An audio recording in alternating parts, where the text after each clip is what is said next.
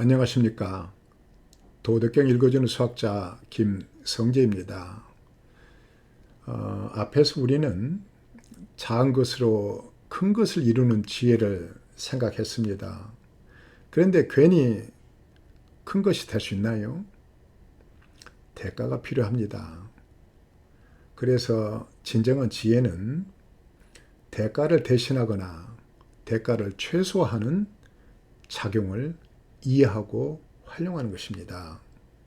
그런데 이렇게 대가를 대신하는 작용은 무예요. 이 무의 작용을 이해함으로써 여러분들은 작은 것에서 큰 것을 훨씬 더 수월하게 이룰 수 있게 됩니다. 노자는 이런 세상의 메커니즘을 잘 이해하고 있었어요.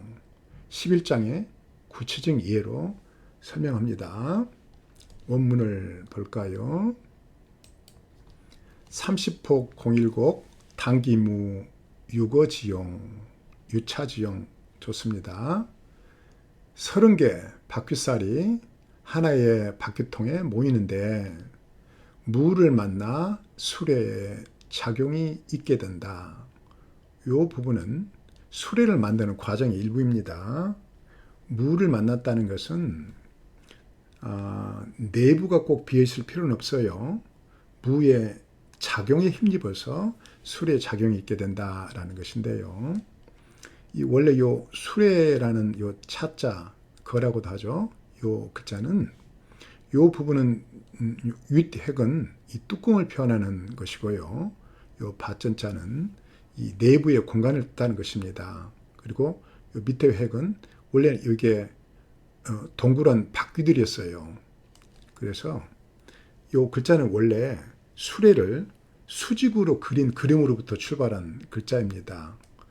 요 수레 입장에서는 이렇게 밭전차처럼 사람이 타거나 물건을 실을 수 있는 공간이 있어서 작용이 생긴다라는 것입니다. 그걸 무라고 표현했습니다. 선식이 위기 당기무 유기지용 흙을 빚어서 그릇을 만드는데 무를 만나 그릇에 작용이 생긴다. 물론 국을 담는 그릇은 가운데가 비어있죠. 그래서 그걸 무를 만났다고 해도 좋지만 꼭 그릇이 가운데가 비어있는 것은 아니죠. 평평한 그릇도 있잖아요. 예를 들어서 떡을 놓는 그릇. 그럴 때는 내부가 비어있는 것이 아니라 주위에 물을 만나는 것이죠. 그래서 그릇에 작용이 있게 된다. 착효유의 유실 당기무 유실지용 문과 창을 뚫어서 방을 만드는데 물을 만나 방에 작용이 있게 된다. 이것도 방을 만드는 과정 중에 하나죠. 그런데 물을 만나서 방에 작용이 있게 된다. 물론 무인 것은 창과 문과 창도 무이고 그 다음에 그런데 더 중요한 것은 방 내부죠. 방 내부가 공간이 있어서 방에 작용이 있게 된다. 고 유지위리 무지유용 그러므로 유는 유로부터 이롬이 나오고 무로부터 작용이 나온다. 그래서 유가 있기 때문에 이롬을 가질 수 있지만 그 이롬의 기저에는 무가 작용하고 있기 때문이다 라는 이야기입니다. 그래서 본장은 만물을 포함한 유의 이롬은 무를 적절히 만나서 생성된다는 것을 표현하고 있습니다. 무는 볼 수 없고 만질 수 없지만 유에 작용하여 이롬을 준다는 것입니다. 도는 무죠. 근데 만물을 포함한 유에 작용해서 생성하고 이렇게 순환하게 하는 그리고 또 이롬을 주고 있다라는 것을 내포하고 있는 곳입니다. 많은 학자들이 요 당기무를 해설할 때 내부가 텅 비어 있다는 것으로 해요. 그래서 예를 들어 이 이행의 당기무를 해설할 때는 이 요 끝까지를 끌어들여서 30개 바퀴통 하나에 모이고 또 바퀴통 그 중심이 이 구멍으로 비어 있어서 차축이 들어갈 수 있기 때문에 수레가 굴러가고 작용이 생긴다고 해설을 합니다. 틀린 말은 아니에요. 그런데 이런 해설이 참으로 궁색합니다. 수레가 쓰임이 있다는 것은 물건이나 사람을 실어 나를 수 있고 그런 비어있는 구조를 가지고 있기 때문이라는 것이지, 이 바퀴통이 비어 있어서 뭐 바퀴축이 들어가고 이런 수준의 것은 아닙니다. 방이 쓰임을 갖기 위해서는 드나들 수 있는 문이 있어야 하지만 더 중요한 것은 방 내부에 빈 공간이 있어야 하는 것과 같은 이치입니다.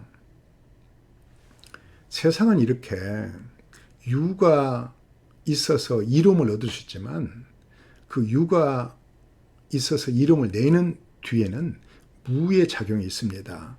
그래서 온통 세상의 것은 무와 유의 조화로 이름을 주고 있는 것이죠. 이건 크게 우주에도 적용되는 이야기입니다. 여러분이 볼 수 있는 밤하늘의 별들은 대부분 현재 우리가 살고 있는 은하계의 별들입니다. 그리고 그 안에는 많은 별자리들이 오랜 시간 존재해 왔습니다. 이렇게 오랜 시간 같은 별자리를 존재했던 그런 가능하게 했던 것은 별들의 상대 위치가 변하지 않았기 때문에 그렇습니다. 우주 안에서 우리 은하계는 떠도는 것이죠. 회전하면서 어디로 달려가고 있습니다. 그런데 이런 별자들이 뒤죽박죽 안 되고 오랜 동안 그 자리를 상대적인 위치를 지키고 있기 때문에 여러분들이 밤하늘에서 별자리를 확인하고 있는 것이죠. 그런데 이것은 과학적으로 볼 때 은하의 중심에서의 거리에 관계없이 별들이 같은 회전 속도를 갖고 있다는 것이고, 이런 현상이 과학자들의 심기를 거슬리고 있었습니다. 케플러 법칙에 의하면, 중력 법칙이라도 하죠. 의하면 은하 중심에서 가까운 곳의 별들은 회전 속도가 빠르고 먼 곳의 별들은 느려서 머지않아 별자리들이 일그러질 수 있는데 그렇지 않았기 때문입니다. 물론 이걸 계산할 때는 질량을 고려해서 계산을 합니다. 그러면은 이렇게 일그러지지 않는 상대적인 별자리는 왜인가? 다시 말해서 거리와 상관없이 같은 회전 속도를 가능하게 하는 것은 무엇일까? 이 질문에 대한 대답을 위해서 과학자들은 암흑물질, 암흑에너지라는 개념을 만들어냈습니다. 이 암흑이라는 것은 현재의 과학기술로 관측할 수 없다는 뜻입니다. 현재 과학기술로 관측할 수 없는 물질이 존재해서 이 알 수 없는 물질의 작용에 힘입어서 은하계의 별들이 마치 한 덩어리처럼 회전하고 있다는 그런 이론이 암흑물질과 암흑에너지 이론입니다. 그 관측할 수 없는 물건이 없다면 이 케플러 법칙을 설명할 수 없기 때문에 그렇습니다.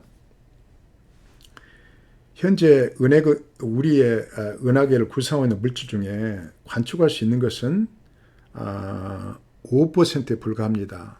별처럼 이렇게 관측할 수 있죠. 나머지가 이제 암흑인데요. 암흑 물질이 27%이고 암흑 에너지가 68%를 차지합니다. 그래서 관측할 수 없는 것이 거의 20배에 해당돼요. 별들이 관측할 수 있는 물질과 조화를 이루고 있는 까닭에 우리의 우주는 질서를 유지하고 있고, 이 질서를 밤하늘에서 여러분들이 확인하고 있는 것입니다. 별들은 유이고 관측할 수 없는 물질은 무입니다. 무의 작용에 힘입어 유와 무가 조화를 이루는 것이 우주의 질서이자 원리입니다. 그렇기 때문에 우리 가까이 있는 이런 수레라든가 그릇이라든가 방도 또한 무와 유의 조화에 의해서 여러분들에게 이름을 주고 있습니다. 시조 한 수로 마감할까요? 이건 제가 도를 수련할 때 어느 순간에 느꼈던 것입니다. 가만히 감은 눈에 달려오는 소리, 한나절 고요 속에 억만년의 메아리, 울림은 이내 빛이 되고 등 뒤에 머무네. 여러분이 도를 좀 하다 보면 등 뒤에서 뭔가 울리는 듯, 뭔가 빛인 듯, 늘 뭔가가 밀고 있다는, 그러면서도 앞으로 나아가려고 하면 잡아당기는 그런 뭔가가 생기게 됩니다. 감사합니다.